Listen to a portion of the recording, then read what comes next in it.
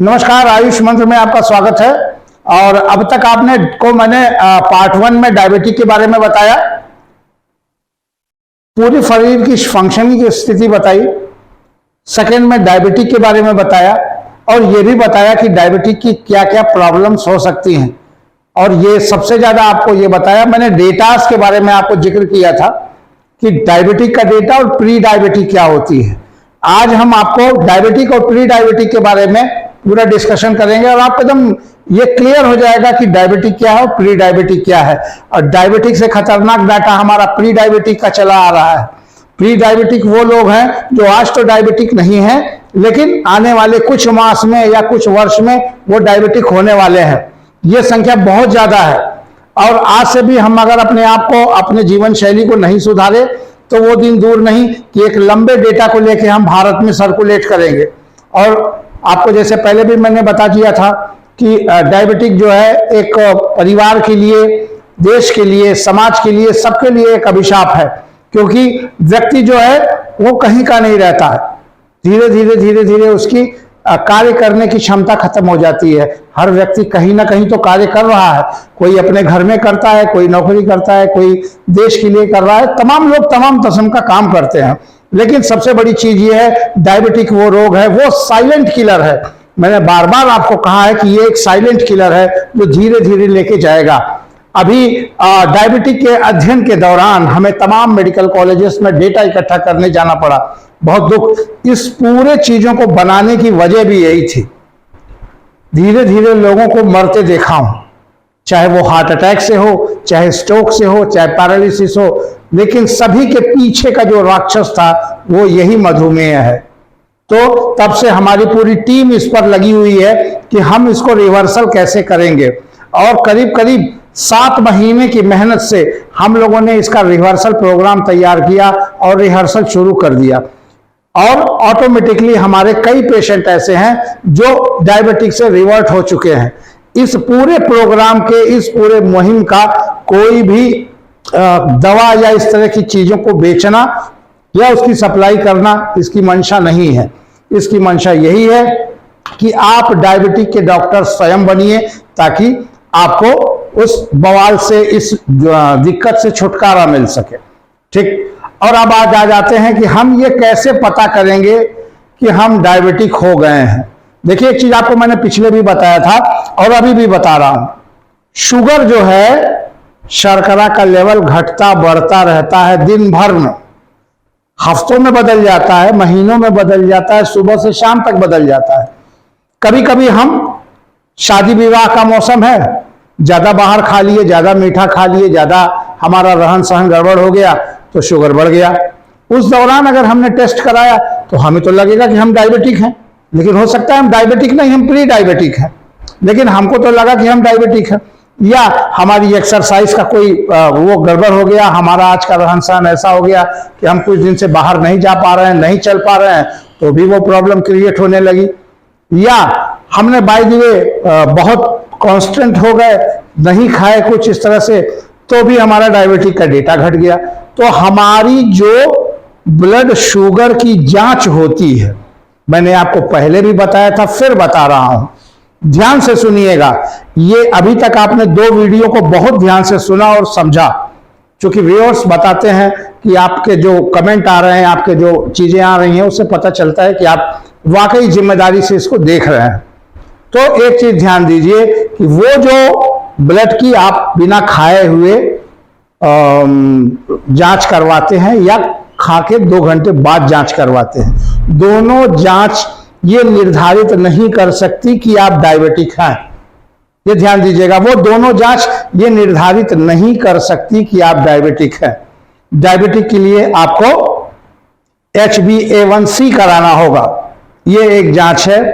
क्या है, कैसे है, क्या ये करता है, कैसे हमें डेटा मिलता है, हम इसके बारे में डिस्कस करेंगे, समझेंगे, जानेंगे पूरे एविडेंस के साथ। ठीक ना, पूरे एविडेंस के साथ हम इसको जानेंगे कि ये टेस्ट क्या होता है, कैसे होता है। तो चलते हैं प्रोग्राम की तरफ। जैसा कि आपके सामने HbA1c लिखा हुआ है, काफी लोग जानते होंगे और बहुत लोग इसको नहीं जानते होंगे। ये क्या होता है, ये क्या है, ये कैसे हमें 3 महीने के शुगर का औसत गणना देता है, इस टेस्ट को क्यों करते हैं, इसका नॉर्मल रेंज क्या होता है, प्री डायबिटिक का पता क्या इस टेस्ट से लगा सकते हैं। तमाम तरीके के क्वेश्चंस हैं जिसका आंसर्स इसी प्रोग्राम में आपको मिलेगा। सारा चीज क्लियर, जैसा कि आप पिछले हमारे क्लासेस में जान चुके हैं। ये जो फिगर है आपके सामने, ये आपके ब्लड वेसल्स का है। ठीक, ब्लड वेसल्स मैंने परिसंचरण में आपको पढ़ाया है। जो लोग नए हैं या मेडिकल बैकग्राउंड से नहीं है, उनको बताना चाहूंगा, धमनियां जो हमारे शरीर में रक्त को लेके पूरे हृदय से लेके पूरे शरीर में चलती हैं, इन धमनियों को ब्लड वेसल्स कहते हैं। और इस ब्लड वेसल्स में हमारे ब्लड में मिलता है क्या, आरबीसी। ठीक, रेड ब्लड सेल्स। आरबीसी पे भी मैंने वीडियो बनाया है, मेरे डिस्क्रिप्शन बॉक्स में जाके देख लीजिएगा, उसका लिंक मैं दे दूंगा। ठीक, इस आरबीसी में होता है हीमोग्लोबिन। ठीक, ये 3 चीज का मैं आपका परिचय करा रहा हूं। पहला ब्लड वेसल्स है, इसमें ब्लड होता है, ब्लड में आरबीसी होता है, आरबीसी में हीमोग्लोबिन होता है। हीमोग्लोबिन का क्या है, काम है, हीमोग्लोबिन रक्त को जो रेड कलर है वो हीमोग्लोबिन देता है। और इसका काम क्या होता है, ये लंग से ऑक्सीजन को लेके जाता है और पूरे बॉडी में सप्लाई करता है। यहां तक समझ में आया। अब देखिए, उसको समझने के लिए धीरे धीरे हम पीछे से समझना शुरू करेंगे। तो यहां आपको मैंने बता दिया, ब्लड वेसल्स है, इस ब्लड वेसल्स में ब्लड होता है, ब्लड में आरबीसी होती है, आरबीसी में हीमोग्लोबिन होती है। नॉर्मली इतना समझना जरूरी है। अगर आप इतना भी समझ लेंगे तो आपको समझ में आएगा आगे की बातें। अब देखिए, आपको मैं उदाहरण दे दूं, उदाहरण से समझाऊंगा तो शायद आपको समझ में आएगा। देखिए, हमारे साथ एक आयरन है, लोहे का चेन है। यहां फोटो आपको दिखाई दे रहा होगा, लोहे की चेन है। और लोहे की चेन जब नमी से रिएक्ट करती है, मतलब लोहे का चैन, सरिया या कोई भी चीज है, आप इसको ऐसी जगह रख दीजिए जहां नमी हो, तो रिएक्ट करती है तो क्या पैदा करती है, रस्ट। रस्ट माने जंग। जब लोहे की चैन या लोहे का कोई चीज वेट से रिएक्शन करता है तो क्या बनता है, जंग बनता है। ठीक, अब उसी तरह आ जाइए, हीमोग्लोबिन जो है, हीमोग्लोबिन जो हमारे आरबीसी में जो हीमोग्लोबिन है, वो जब ग्लूकोज से रिएक्ट करता है, जब वो ग्लूकोज से रिएक्ट करता है तो वो क्या बनाता है, वो बनाता है HbA1c। इसको जो है, इस रिएक्शन की क्रिया को ग्लाइकेटिन कहते हैं। और ये गलाने के बाद ग्लाइकेटेड हीमोग्लोबिन बनाता है। ठीक, इसको क्या कहते हैं, HbA1c, इसी को कहते हैं। समझ में आया। अब ये कैसे होता है आगे समझते हैं। अब यदि हम इसका अंदाजा लगा लें कि कितना ग्लाइकेटेड हीमोग्लोबिन बन गया है हमारे ब्लड में, ये अंदाजा लगा दें कि कितना ग्लाइकेटेड हीमोग्लोबिन बन गया है, तो हमको ये पता चल जाएगा कि हमारे शरीर में शुगर का औसत स्तर क्या था। अब कैसे पता लगाएंगे, आगे की स्लाइड पे आते हैं।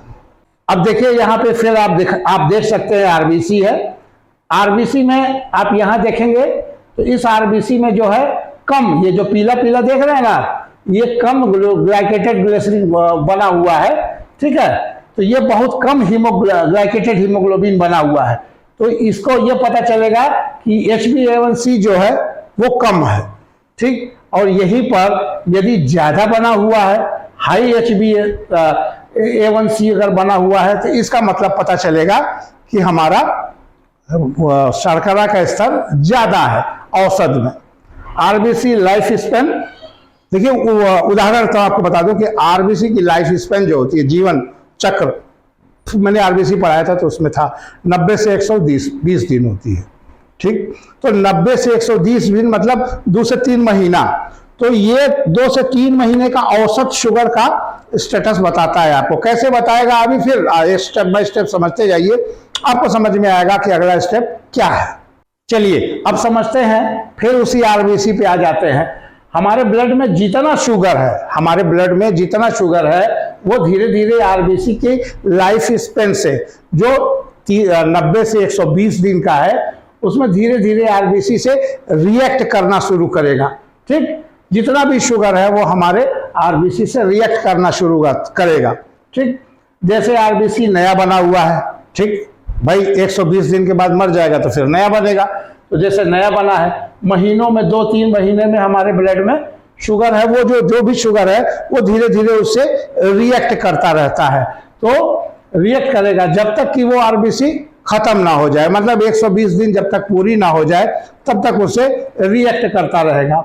ठीक है, और उसमें जो है HbA1c इकट्ठा होता रहेगा। ठीक, चूंकि आरबीसी का लाइफ स्पेन 90 से 120 दिन का होता है, ये आप जानते हैं, मैंने कई बार बताया है। और ब्लड स्ट्रीम में अलग अलग टाइम में पैदा हुए आरबीसी होते हैं। जो ब्लड स्ट्रीम है इसमें 120 दिन के बाद मर गए तो फिर दूसरे आ गए, तो अलग अलग टाइम में पैदा हुए आरबीसीज होते हैं। इसलिए जब हम किसी एक टाइम में ब्लड की जांच करेंगे, कभी भी हमने आज ब्लड की जांच किया तो वो कितना जब करेंगे तो ये पता चलेगा कि कितना % टोटल हीमोग्लोबिन का वो है, तो हमको ये आंकड़ा मिल जाएगा। ठीक, तो वो आंकड़ा कितने 90 से 120 दिन, मतलब करीब करीब 3 महीने का औसत आंकड़ा हमको मिलेगा। कैसे मिलेगा वो बताते हैं। अब इसको देखिएगा, चूंकि हमें पता है कि कितना % ग्लूकोज रिएक्ट हो चुका है हीमोग्लोबिन से, उसे हिसाब से हम पिछले 3 महीने का शुगर का पता लगा सकते हैं। माना कि किसी का शुगर जो है HbA1c जो है 7% है, 7% मान लिया है, तो उसका औसत शुगर क्या रहा होगा अगर आप देखेंगे तो 171 mg, मतलब जिसका अगर औसत 7 है तो उसका जो है 171 mg का औसत है कि 171 mg 3 महीने का औसत आपका आता है। ठीक, समझ में आ रहा है। अब आगे बताता हूं। ये मैटर है कि हमारे पास जब शुगर की जांच का माध्यम है तो हम इसको क्यों करें, उसका भी कारण है, ठोस कारण है, सबका साइंटिफिक है। देखिए यहां डायग्राम आप देख रहे हैं, यहां जो लाल नजर आ रहा है ये इंडिकेशन है खतरे का, जो पीला है वो प्री डायबिटिक बता रहा है, और जो ग्रीन है वो औसत बता रहा है। समझ में आया। HbA1c क्यों करना चाहिए, अब इसका आंसर पे आते हैं। हमारा शुगर दिन भर में बदलता रहता है, कभी यहाँ पे, कभी यहाँ पे, कभी यहाँ पे, कभी यहाँ पे, कभी यहाँ पे, कभी यहाँ पे, तो दिन भर में बदलता रहता है, हफ्तों में बदलता रहता है, महीनों में बदलता रहता है।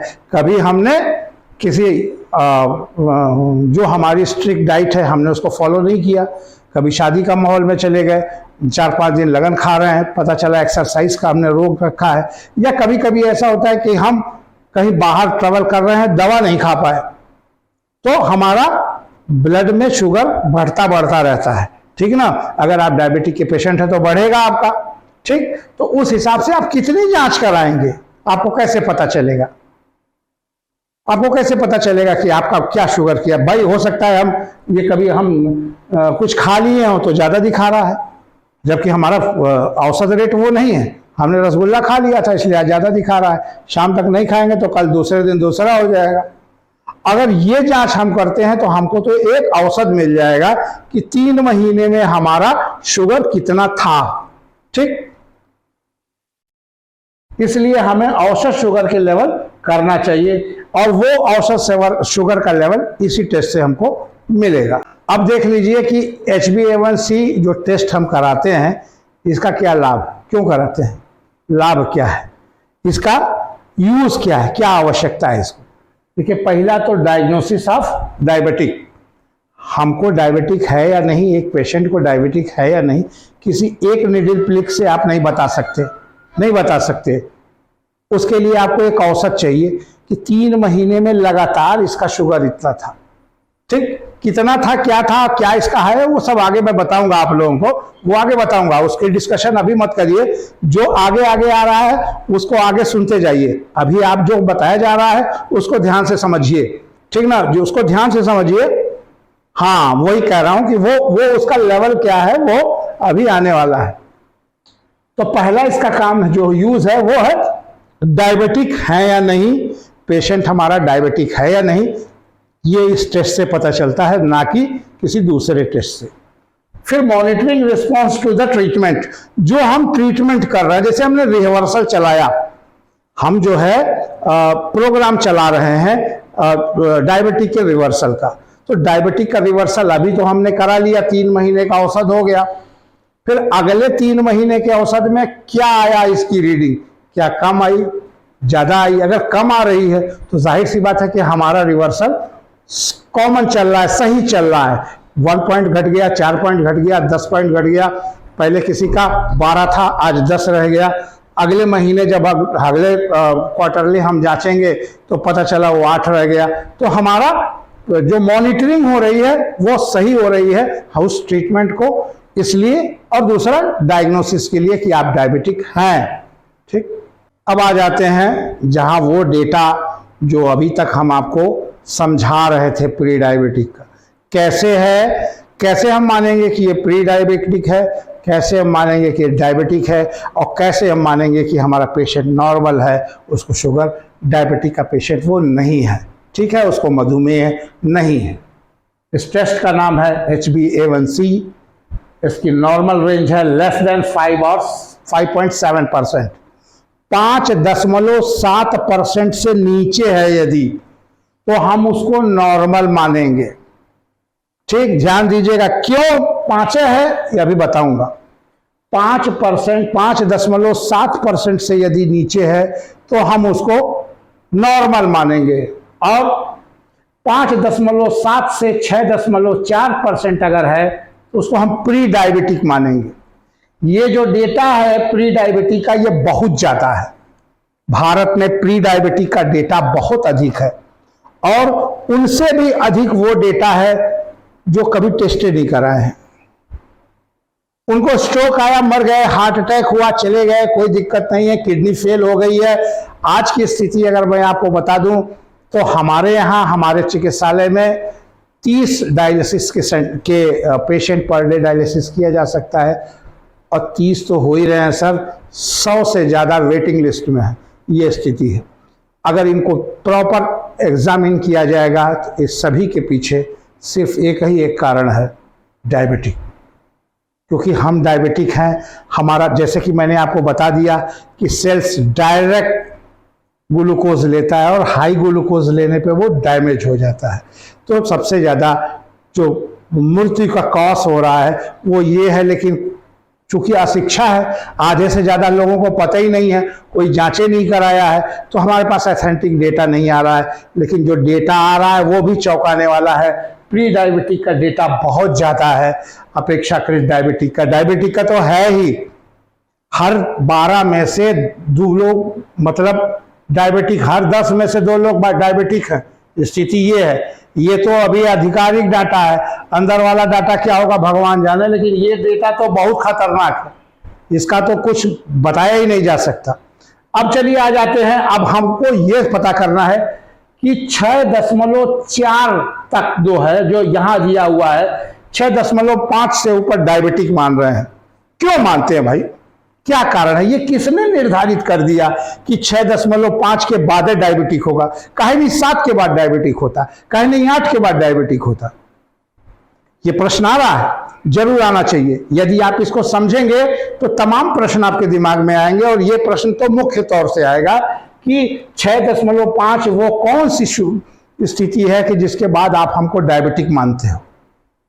ठीक, इसको समझते हैं अगले स्लाइड में। अब आपके सामने एक ग्राफ मौजूद है, आप इस ग्राफ को ध्यान से पहले देख लीजिए, समझ लीजिए इस ग्राफ को क्या बताना चाह रहा है।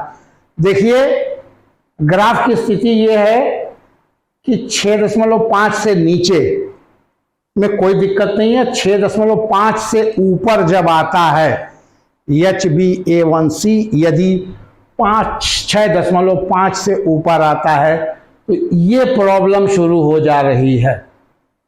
प्रॉब्लम नंबर 1, रेटिनोपैथी, मैंने आपको बताया था, नेफ्रोपैथी, न्यूरोपैथी और माइक्रोएल्ब्यूरिया, मतलब बार बार पेशाब करना, तो यहां से शुरू होता है। अगर आप इसको देखेंगे, इससे डेटा का डाटा अगर आपका आ रहा है 6.5 से ज़्यादा का डेटा अगर आ रहा है आपका, और वो डेटा लगातार 3 या 4 बार रिपीट कर गया, 3 या 4 बार रिपीट कर गया, मतलब समझिए ये डेटा 3 महीने, 2 से 3 महीने के आपके डायबिटिक का औसत है। अगले 2 या 3 महीना, फिर उसके अगले 2 या 3 महीना माने साल 1.5 साल तक यदि ये डेटा रिपीट करता रहा तो सबसे पहले आपको ये बवाल होगा, बार बार पेशाब जाना। रात में भी 4 बार पेशाब जाएंगे, दिन में भी 3 बार जाएंगे, पानी पिए नहीं तब भी पेशाब जाएंगे। आपको लगेगा कि बहुमूत्रता आपको हो गई है, अभी भी आपको ध्यान नहीं है, आप अपना कर रहे हो, चले जा रहे हो, पेशाब करने में क्या जा रहा है, कुछ रोक ले रहे हो, कुछ जाके कर ले रहे हो। फिर इसके बाद अगला दो रिवर्सल और हो गया, माने 3 दूनी 6 महीने और हो गए, तो आपको आ जाता है न्यूरोपैथी। न्यूरोपैथी आपका नर्व एंड जो है वो झनझनाएगा। पैर नर्व एंड यहां भी होता है, लेकिन पैर में इसलिए झनझनाएगा कि गुरुत्वाकर्षण की वजह से ग्लूकोज नीचे चला जाता है, और नीचे से जाहिर सी बात है आप पैर ऊपर करके तो सोते नहीं हो, ठीक। तो नीचे पैर के तलवे में जलन शुरू हो जाएगी, पहले झुनझुनाएगा, किसी एक उंगली से शुरू होगा, धीरे धीरे धीरे आगे वाले टो में आएगा, पीछे के पूरे पंजे में आएगा, ठीक। आपने उसको रोकने की कोशिश किया तो गनीमत है, नहीं तो वो बढ़ता चला जाएगा। झुनझुनाने के बाद जलन शुरू हो जाएगी, वो जलेगा। देखिए अब इसमें होता क्या, न्यूरोपैथी आपको उदाहरण बता दूं, जैसे एक इंसुलेटेड तार है ना, नॉर्मल बिजली वाला तार, वो इंसुलेटेड है। अब उसका बीच बीच में से इंसुलेशन छोड़ा दीजिए तो करंट लीक करेगा ना, करेगा कि नहीं, अगर छू देंगे तो करंट मारेगा। तो उसमें भी यही है, समझ लीजिए कि इंसुलेशन है, और हम देसी भाषा में सिखा रहे हैं आपको। अब वो जब छूट जाएगा तो वो वहां से लीक करना शुरू होगा, तो वहां से आपको सेंसेशन बाहर आएगी। तो बाहर आएगी तो पहले झुंझुनाहट में आएगी, फिर गर्मी के रूप में आएगी, जलन के रूप में आएगी। और उसके बाद क्या होगा, उसके बाद भी नहीं मानोगे तो तारवा का पूरा इन्वल्सन चला जाएगा। और उसके बाद क्या होगा, पैर शून्य पड़ जाएगा, आपका पैर पता चला आग ताप रहे हो, जल गया पैर, पता नहीं। ऐसा आपने तमाम पेशेंट को सुना होगा कि आग ताप रहे जल गया, उनको नहीं पता चला, या कोई चीज से कट गया पैर, ब्लीडिंग हो रही है बहुत, लेकिन उसको पता ही नहीं है क्योंकि शून्य हो चुका है। चप्पल पहन के चल रहे, चप्पल में फेंका गया कहीं, पता चला मोटरसाइकिल में बैठ के आ रहे, घर आए देखे चप्पल नहीं है, क्या हुआ, चप्पल गिर गया, पता नहीं चला। तो ये शून्यता की स्थिति शुरू हो जाएगी। अब उसके बाद भी अगर आपने ध्यान नहीं दिया तो फिर नेफ्रोपैथी, मतलब आपकी किडनी उडनी जाएगी, और सबसे लास्ट में आपकी जाते जाते रेटिनोपैथी हो जाएगी। तो किसी किसी को ये नहीं होता है, ये हो जाता है, किसी को ये नहीं होता है, ये हो, तो अलग अलग बॉडी के हिसाब से अलग अलग समस्या होती है। तो आपको समझ में आ गया कि हमने 6.5 का क्यों बताया था, क्योंकि 6.5 के बाद ये बवाल शुरू हो जाता है। तो बवाल मैंने इससे पहले की वीडियो में भी आपको बताया है, डायबिटिक उतना खतरनाक नहीं है जितना डायबिटिक के द्वारा हो रहा उपद्रव खतरनाक है। तो कृपया करके इसके ऊपर जाने से पहले ऐसी व्यवस्था करिए कि आपका फिर से नीचे आ जाए, गोली खाकर नहीं, अपनी लाइफस्टाइल बदलकर। आप लाइफस्टाइल डिसऑर्डर है, अगर आप लाइफस्टाइल बदलेंगे, थोड़ा सा आयुर्वेद के करीब के आएंगे, थोड़ा सा प्रकृति के करीब आएंगे, और थोड़ा सा आप अपने शरीर को हिम्मत देंगे, तो आप डायबिटीज से लड़ सकते हैं, और बिना किसी डॉक्टर से आप रिवर्सल ले सकते हैं। लेकिन आपकी इच्छा शक्ति ही माने रखती है। ठीक, आगे बढ़ते हैं। अब मेरे पीछे आप तमाम टेस्टों के नाम देख रहे होंगे, उड़ा HbA1c जिसके बारे में मैंने बताया, ठीक, सीरम इंसुलिन इसके बारे में अभी बताऊंगा, ठीक है। उसके बाद आ जाइए फास्टिंग ब्लड शुगर, ये आप जानते हो, फास्टिंग का मतलब सुबह सुबह बिना भोजन किए हुए जो कराते हैं वो आ जाता है। PP ब्लड शुगर मतलब रैंडमली हम 2 घंटे बाद जो कराते हैं, ठीक, इसके बारे में भी बता दूंगा। C जो है पेप्टाइड होता है, C पेप्टाइड का भी जांच होती है। अब इतनी जांचें हैं, आपको अगर शुगर का रिवर्सल करना है तो सबसे पहले इन जांचों को करा लीजिए। अभी मैं आगे भी बताऊंगा आपको, मैंने HbA1c के बताया, अब सीरम इंसुलिन को भी बताऊंगा, इसलिए कि आपका शरीर इंसुलिन पैदा कर रहा है लेकिन रिसेप्टरवा तो ले ही नहीं रहा है, खुल ही नहीं रहा है, तो इंसुलिन जा ही नहीं रही, सेल में बर्न कहां से होगी। तो अब ये भी पता चलेगा कि आपका इंसुलिन बन रहा था और इंसुलिन रिसेप्टर नहीं ले रहा है, कि क्या प्रॉब्लम है। तो इन जांचों को करने के बाद हमको ये पता चल जाएगा कि हमारी वास्तविक स्थिति क्या है। हमारा जो ब्लड में इंसुलिन का लेवल जो शर्करा का लेवल बढ़ रहा है उसकी वास्तविक स्थिति क्या, वो मुख्य दानव क्या है जिसे हमें मारना है। डायबिटिक को फिर से मैं आपको समझा रहा हूं, डायबिटिक को समझिए।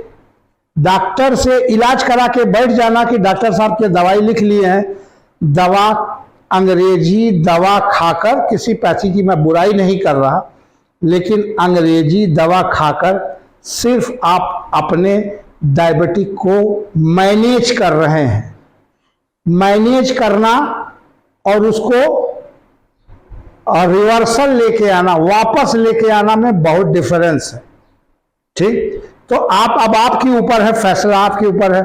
आप जिंदगी भर मैनेज करके गोली खा के जीना चाहते हो कि आप उस गोलियों से छुटकारा पाना चाहते हो। अपने शरीर में जो दोष हो रहा है, जो नेत्र दोष हो गया, जो सुस्ती हो गई, जो कमजोरी हो गई, तमाम तरीके की कमजोरियां आपकी आ जाएंगी। उन सारी कमजोरियों को दूर कर कर इस मस्ती की जीवन जीना चाहते हो कि गोली खा के रहना चाहते हो, फैसला आप पर है। अगर आप वाकई इस जंग में हमारा साथ देना चाहते हैं, अपना साथ देना चाहते हैं, तो जुड़िए इस मुहिम से, ताकि हम अधिक से अधिक लोगों को डायबिटिक फ्री कर सकें। धन्यवाद, आपने ये वीडियो देखा, बहुत बहुत धन्यवाद। आपके घर अगर कोई डायबिटिक पेशेंट नहीं है तो इसको उन तक पहुंचाइए जो वाकई इसकी जरूरतमंद है। धन्यवाद।